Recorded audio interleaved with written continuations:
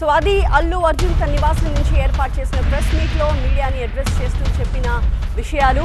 అయితే బన్నీ రియాక్షన్ని మనం చూసాం. అయితే ఉదయం నుంచి కూడా ఏం జరిగింది అన్నది మనం ఒక్కసారి రివైండ్ చేసుకుందాము.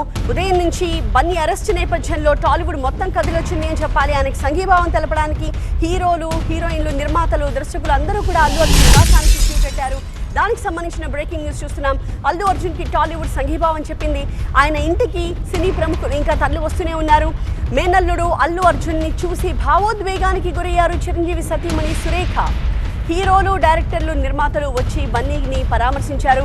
బన్నీ ఇంటికి రాఘవేంద్రరావు, కొరటాల శివ కూడా చేరుకున్నారు. అల్లు అర్జున్ని కలిసిన వాళ్లలో హీరో శ్రీకాంత్, విజయ్ దేవరకొండ, ఆనంద్ దేవరకొండ కూడా ఉన్నారు. కుటుంబ సభ్యులతో కాసేపు గడిపిన తర్వాత ఇండస్ట్రీ మిత్రులు, డైరెక్టర్లు, ప్రొడ్యూసర్లతో బన్నీ మీటింగ్ పెట్టుకున్నారు. తనకు మద్దతుగా నిలిచిన వాళ్ళందరికీ కూడా ధన్యవాదాలు చెప్పారు బన్నీ.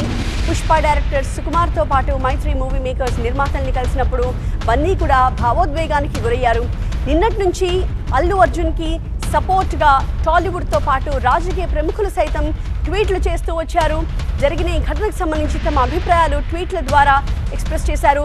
ఏం చూస్తున్నామన్నది నమ్మలేకపోతున్నాము, ఏం జరుగుతోంది కళ్ళ ముందు అన్నది చాలా ఆశ్చర్యం కలిగిస్తోంది అంటూ రష్మిక మందన ట్వీట్ చేశారు.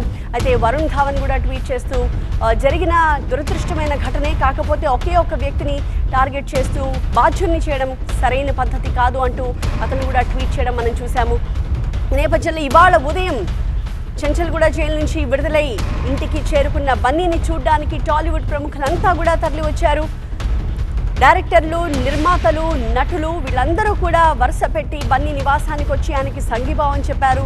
జరిగిన ఘటన పట్ల వాళ్ళు కూడా చింతిస్తూ, జరిగిన దురదృష్టకరమైన ఘటన అయినప్పటికీ బన్నీని అరెస్ట్ చేయడం పట్ల కూడా వాళ్ళంతా కూడా దిగ్భ్రాంతి వ్యక్తం చేస్తూ అల్లు అర్జున్ని పరామర్శించిన దృశ్యాన్ని మనం చూస్తూ ఉన్నాము.